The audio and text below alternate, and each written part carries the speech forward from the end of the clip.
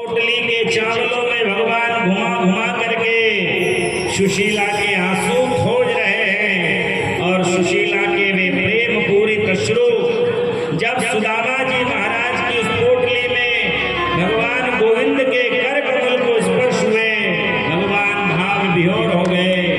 इस संसार में किसी ने सोना दिया, चांदी दी, हीरा मोती रत्न जवाहरात 56 भोग मुझे दिए, लेकिन पहली बार किसी ने मुझे आंसू भेजे हैं। मुट्ठी बांधकर भगवान ने मुख में मुट्ठी को ले लिया, मनी मन आशीर्वाद दे दिया कि हे सुदामा, तेरे परिवार को वह सुख देता हूँ जो एक राजा को प्राप्त होता है। दूसरी मुट्ठी भर करके भगवान ने मुख में डाली, इंद्र के समान वैभव प्रदान कर दिया। तीसरी मुट्ठी में द्वारिकाधीश आज सुदामा के दास बनना चाहते हैं। रुक्मणी ने हाथ पकड़ लिया, बस कीजिए, सब कुछ सुदामा को दे दोगे तो मेरा, आपके परिवार का और बच्चों का क्या होगा? दान हमेशा अपना घर देख के करना चाहिए, घर बेच के गंगा जी नहीं जाना है। रुक्मणी कह रही है, आप तो भक्तों पे रीझ जाते हैं, लेकिन हमारे भी बच्चे हैं, इनका भी ध्यान रखना है। और ये रुक्मणी कहाँ की आपको पता है? महाराष्ट्र की। तो महाराष्ट्र की औरतें थोड़ी बुद्धिमान ज्यादा होती है भाई, दिमाग उनका ज्यादा चलता है।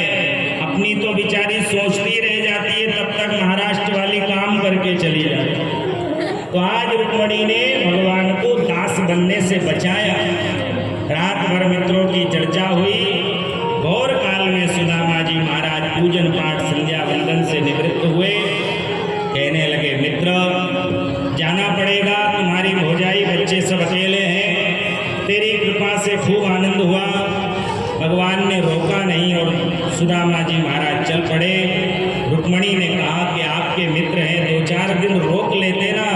तब भगवान कहते, मेरी बड़ी इच्छा थी कि ये यहाँ रुके, लेकिन जो वैभव मैंने दिया है उसे पाकर के सुशीला भाभी ने संकल्प किया कि जब तक मेरे स्वामी नहीं आएंगे मैं अन्न का एक दाना भी ग्रहण नहीं करूँगी। पति के सम्मान की ऐसी भावना जिस नारी में होती है, उस नारी के ऊपर द्वारिकाधीश मेहरबान हो जाता है। इसलिए भाई पति का भी ध्यान रखना। ऐसा नहीं कि बेचारा भूखा प्यासा भटक रहा है और अपन रसगुल्ले निपटा रहे हैं। पहले पति का ध्यान करो, फिर कुछ ग्रहण करो, तो परमात्मा रीझ जाते हैं। द्वारिकाधीश को प्रणाम करके सुदामा जी महाराज बाहर आए।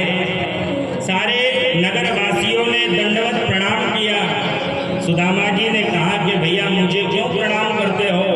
बोले, इस संसार में जितने लोग भगवान के पास आए, सबने भगवान से मांगा, आप ये कैसे हो कि फटी धोती में गए और फटी धोती में ही वापस आ गए? आपने भगवान से मांगा नहीं, और भगवान ने कहा था कि जो मुझसे नहीं मांगे वो भक्त होता है, और भक्त के चरणों में लोट लगाने से पाप का नाश हो जाता है। इसलिए आज द्वारिकावासी सुदामा के चरणों में लोट लगा।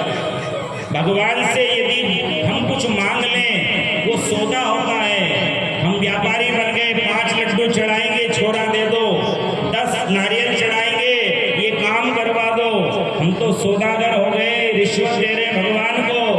लेकिन मैं अगर मांगू कभी तो आप मुझे देना नहीं, क्योंकि यदि आपने मुझे दे दिया तो फिर मैं आशिक नहीं मजदूर बन जाऊंगा।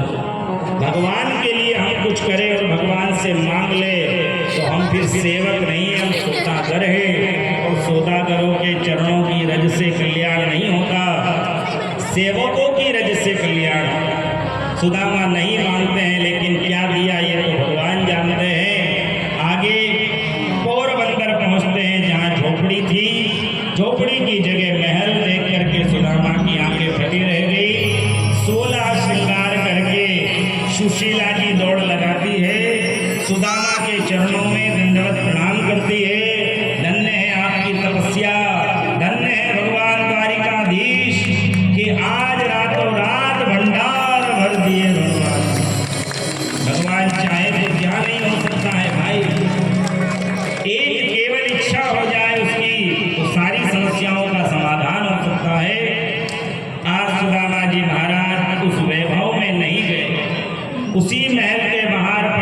झोपड़ी बनाकर भगवान का भजन किया।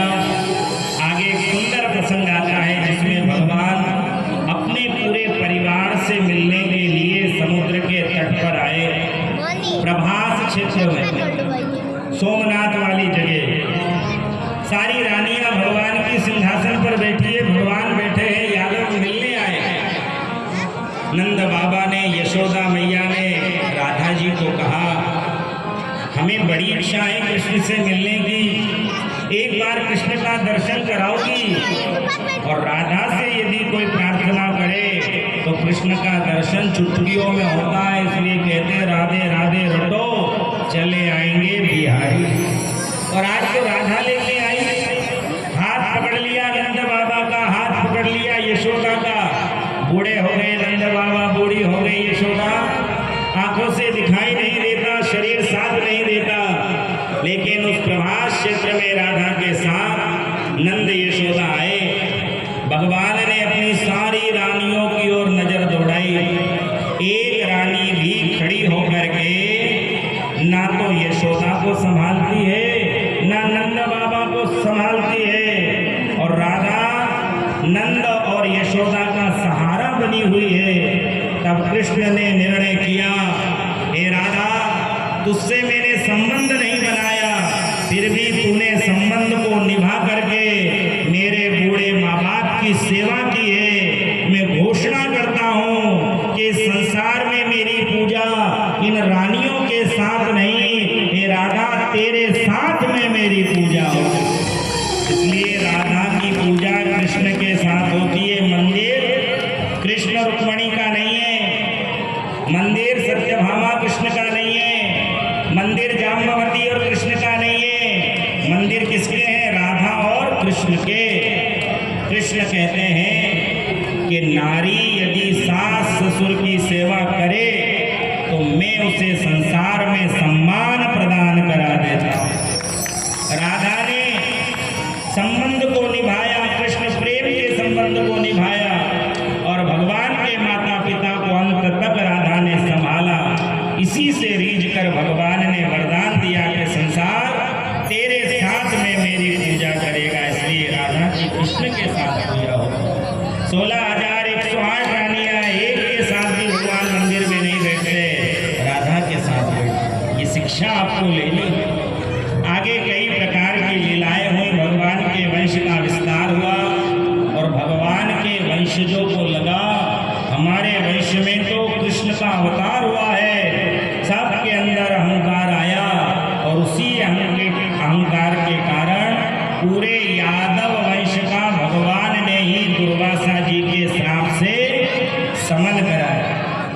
पूरे यादव वंश को दुर्वासा का श्राप लगा और सारे यादव मारे गए।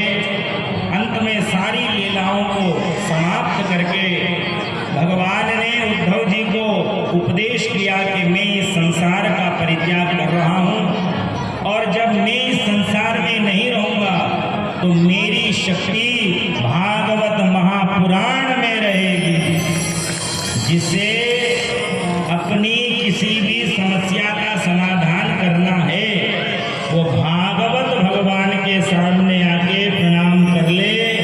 उसके मन में जो भी अच्छा